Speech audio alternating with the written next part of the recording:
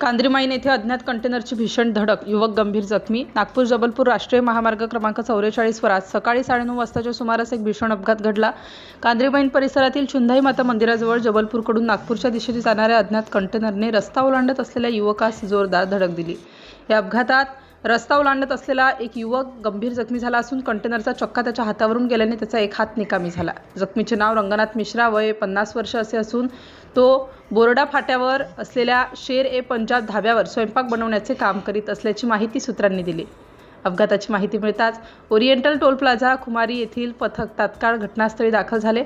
Toll व्यवस्थापक अतुल आदमरे यांच्या मार्गदर्शनाखाली डॉक्टर गजभिया, आशिष चोपकर व नितेश नेवारे यांनी जखमींना त्वरित मदत करत उपजिल्हा रुग्णालय रामटेक येथे हलवलं. प्राथमिक उपचारानंतर त्याची प्रकृती चिंताजनक असल्याने पुढील उपचारासाठी नागपूर येथे मेडिकल रुग्णालयात हलवण्यात आलं. दरम्यान अपघातानंतर कंटेनर चालक घटनास्थळावरून फरार झाला असून रामटेक पोलीस त्याचा शोध घेत आहेत. सिटी इंडिया न्यूजकरिता रामटेक तालुका प्रतिनिधी हर्षपाल मेश्राम.